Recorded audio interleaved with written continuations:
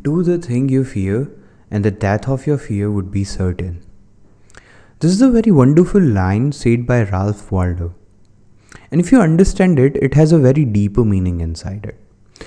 What we humans have tried to do is whenever we face a uncomfortable situation, a situation that we fear, we try to run away from them. And what he says beautifully in this quote is that if you go and just face your fears, then the death of that fear is certain.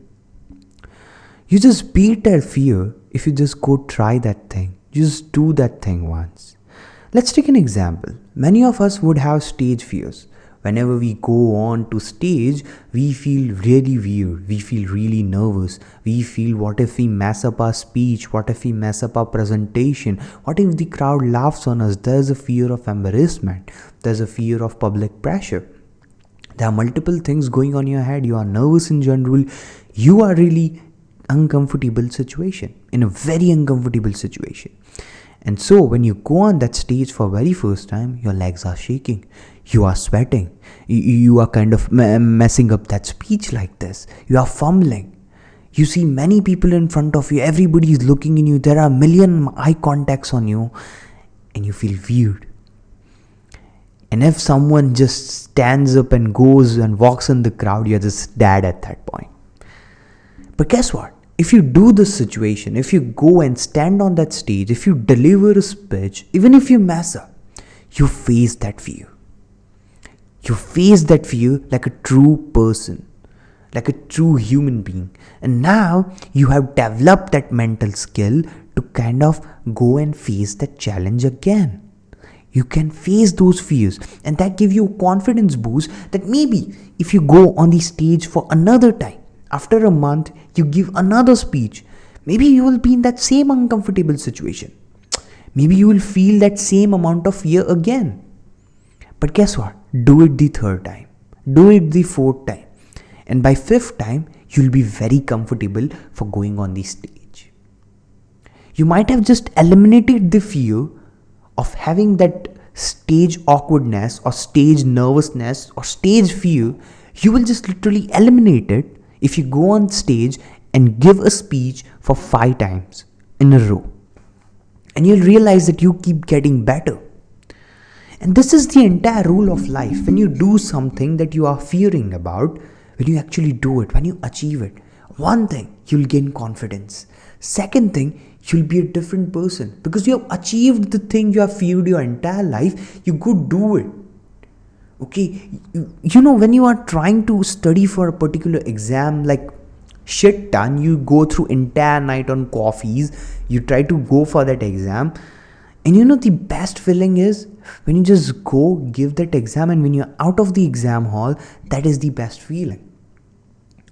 Gil Eagles, Gil Eagles is a really amazing speech guy, used to give amazing speeches in his time, a very good presenter.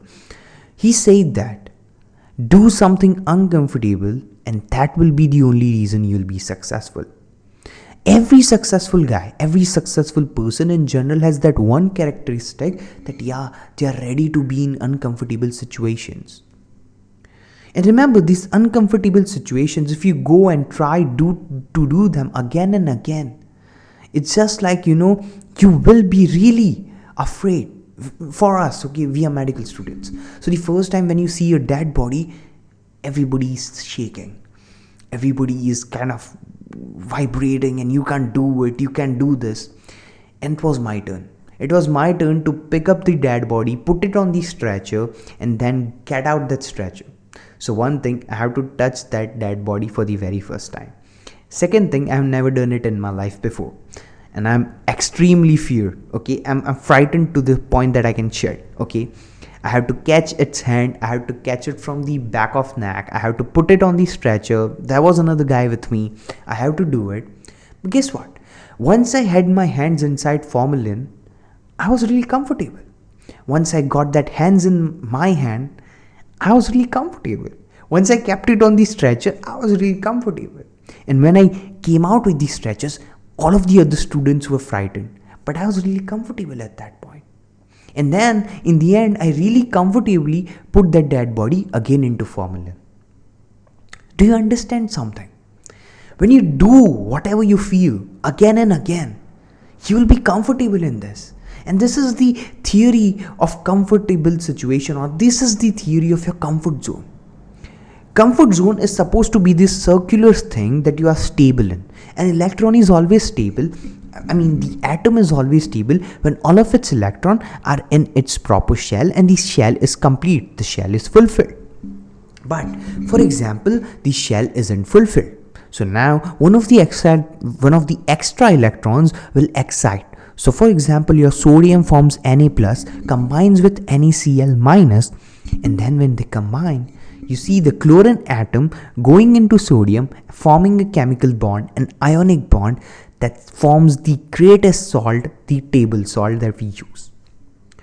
So sometimes going out and going into those uncomfortable, for an electron, it's really uncomfortable to get out of its energy shell and excite itself. It is a really uncomfortable situation for atom, because atom is trying to chase stability, and someone getting excited is really against its stability. So if you go do that, that means now you can form that bond with sodium, and then you can form an ionic bond that forms one of the greatest compounds.